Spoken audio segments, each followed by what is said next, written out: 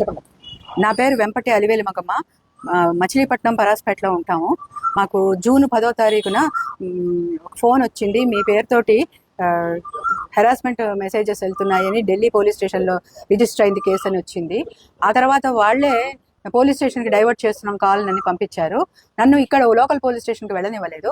వాళ్ళు అక్కడ మీరు మనీ లాండరింగ్ కేసులో ఒక గోయల్ అని ఆయన్ని పట్టుకున్నాము, ఆయన దగ్గర దొరికిన కార్డులలో మీ పేరుతోటి కెనరా బ్యాంక్ ఢిల్లీ బ్రాంచ్లో అకౌంట్ ఉంది, దాని ద్వారా మనీ లాండరింగ్ ట్రాన్సాక్షన్స్ జరిగాయి, కాబట్టి మీ మీద నాన్ బైలబుల్ అరెస్ట్ వారెంట్ వచ్చింది అని చెప్పి అన్నారు. 24 అవర్స్లో సుప్రీంకోర్టులోనే మిమ్మల్ని నేషనల్ సీక్రెట్ కేసు సుప్రీంకోర్టులో జస్టిస్ ముందర ప్రజెంట్ చేస్తున్నాం అన్నారు. సుప్రీంకోర్టు జస్టిస్ సూర్యకాంత్ గారి ఫోటో పెట్టారు, వెనకాల నుంచి వాయిస్ వచ్చింది, ఇందులో మీరు ఉన్నారు, మీరు కాదన్నా కూడా మాకు అవన్నీ అనవసరం, మీ ఆధార్ కార్డు మీ పేరుతోటే ఇక్కడ అకౌంట్ ఉంది, ట్రాన్సాక్షన్స్ జరిగాయి కాబట్టి నాన్ బైలబుల్ అరెస్ట్ వారెంట్ నేను ఇష్యూ చేస్తున్నానని జస్టిస్ వాయిస్ లాంటిది చెప్పింది. తర్వాత రాహుల్ గుప్తా అని నిషా పటేల్ అని ఇద్దరు ఆఫీసర్లు అని చెప్పారు. వాళ్ళు అన్నారు, మీ ఆస్తులు అకౌంట్లు డిక్లేర్ చేయండి అన్నారు. డిక్లేర్ చేసిన తర్వాత అకౌంట్లలో ఉన్న అమౌంట్ అంతా కోర్టుకి ప్లెడ్జ్ చేయండి, 3 రోజుల్లో ఫారెన్సిక్ డిపార్ట్మెంట్కి వెళ్ళి మళ్ళీ మీకు ఇచ్చేస్తాము, మీకే వచ్చేస్తాయి డబ్బంతా, ఊరికే మేము సస్పెన్షన్ మీ మీద సస్పెక్ట్ ఉన్నది కాబట్టి అది పోవడానికి ఇదంతా చేస్తున్నాం అంతేను అని అన్నారు. తర్వాత జూన్ 15వ తారీఖు మొదటి బ్యాంక్ ఐఓబిలో మా మచిలీపట్నం బ్రాంచ్లో నుంచి మా ఎఫ్డీలని క్యాన్సిల్ చేయించి అకౌంట్లోకి మార్పించి ఎంత ఉందో చెప్పమన్నారు. చెప్తే వాళ్ళు ఒక నోటరీ సర్టిఫికేట్ పంపించారు, 1,05,00,000కి ఆర్టీజీఎస్ చేయమని.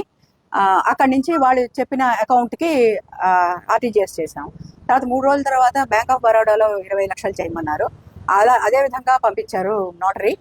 తర్వాత అక్కడి నుంచి అది పంపించిన తర్వాత కొన్ని రోజులు గ్యాప్ ఇచ్చి 29వ తారీఖు జూన్ ఎల్ఐసి కోఆపరేటివ్ బ్యాంక్లో ఉండే 18.5 లక్షల అమౌంట్ని మళ్ళీ ఇలాగే ఆర్టీజీఎస్ చేయించారు.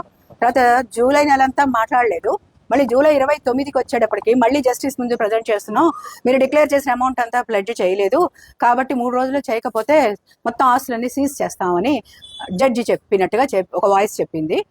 తర్వాత వాళ్లే మళ్ళీ ఆ నిషా పటేల్ అనే లేడీ ఆఫీసరే ఫోన్ చేసి 95 లక్షలు కనుక మీరు ప్లెడ్జ్ చేయగలిగితే మీరు 3 రోజుల్లో మొత్తం అంత అమౌంట్ మీకు ఇచ్చేస్తాం అంది. 90 లక్షలు నా దగ్గర లేవన్నాను. అంటే ఆస్తులు కుదవబెట్టమంది. మాది వంశపారంపర్య ఆస్తులమ్మ, మా సొంతం ఏవి లేవు, మా అబ్బాయి సంతకాలు లేంటే నేనేం చేయలేను అన్నా. అయితే బంగారం వెండి ఉంటే కుదువ పెట్టండి, లేదా చుట్టాల దగ్గర ఫ్రెండ్స్ దగ్గర అప్పులు తీసుకోండి, నాకు శుక్రవారానికల్లా ముందు 20 లక్షలు వేయండి, ఈ రోజు అనమాట. మళ్ళీ మంగళవారాల్లో మరో 22 లక్షలు, నెలాఖరు లోపల 53 లక్షల చొప్పున వేసేయాల్సిందే, లేకపోతే మీకు మేమేమి హెల్ప్ చేయలేము అన్నట్టుగా మాట్లాడింది. అప్పుడు నాకు గట్టిగా అనుమానం వచ్చింది, ఏంటంటే అకౌంట్లలోవి కదా మనీ లాండరింగ్ అంటున్నారు, అప్పు తీసుకొచ్చిన డబ్బు అది అకౌంట్ కిందకి ఎలా వస్తుంది అని అనుమానం వచ్చి ప్రస్తుతం అమెరికాలో ఉన్న మా అబ్బాయికి ఫోన్ చేశాను. వాడు వింటూనే వాడికి అర్థమైంది, ఇది కేసు సైబర్ నేరం ఇది అని. మా ఫ్రెండ్స్కి వెంటనే గ్రూప్ కాల్ కనెక్ట్ చేసేసాడు. వాళ్ళు వితిన్ 10 నిమిషాల్లో మేము దత్తాశ్రమంలో అందరం 50 మెంబర్స్ సేవ చేసుకుంటాం, వాళ్ళందరూ వచ్చారు. వచ్చి వెంటనే మొన్న సాయంత్రం పోలీస్ స్టేషన్కి వెళ్ళి రిపోర్ట్ చేసాం. మొత్తం 1,43,50,000 అండి. మొత్తం అంతా అప్పటి నుంచి పోలీసులు మాకు బాగా సహకారం ఇస్తున్నారు.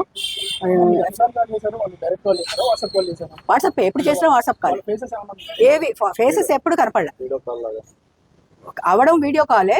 ఎప్పుడన్నా సర్వీలియన్స్ లో పెట్టారండి. మా హస్బెండ్ ఫోన్కి ఈమో అనేది డౌన్లోడ్ చేసుకోమన్నారు యాప్, అది ఎలా డౌన్లోడ్ చేసుకోవాలో కూడా వాళ్ళే చెప్పారు. దాంట్లో కంటిన్యూస్ గా అక్కడ ఈడీ సర్వేలియన్స్ రూమ్ అని పడేది, రాహుల్ గుప్తా అని పడేది, ఆ పేరు మాత్రమే అది బ్లాంక్ గా ఉండేది, మేము మాత్రమే కనిపిస్తూ ఉండేవాళ్ళం కార్నర్ లో. ఆయన పంచాయతీరాజ్ లో సూపరింటెండెంట్ ఇంజనీర్ చేసి రిటైర్ అయ్యారు, వెంపటి గోపాలకృష్ణ. నేనేం హౌస్ వైఫ్ అండి, ఎంకామ్ అండి. అయితే ఆయన ఆల్మోస్ట్ అప్పటి నుంచి ఆయన హెల్త్ బాగాలేదండి. యాక్చువల్గా ఆయనవే అకౌంట్స్ అని, ఆయనకి హెల్త్ బాగపోవడం వల్ల నా పేరు తర్వాత అటాచ్ చేయడం జరిగింది వాటన్నిటికీ. వాళ్ళు అది అడ్వాంటేజ్ చేసుకుని ఇప్పుడు నా పేరు వాటిల్లో ఉంది కాబట్టి అవన్నీ కూడా చేయమని. ఒక అబ్బాయేనండి మాకు, వాడు ఏం జాబ్ చేయడు, గణపతి సచ్చిదానంద స్వామీజీ వారి దగ్గర మైసూర్లో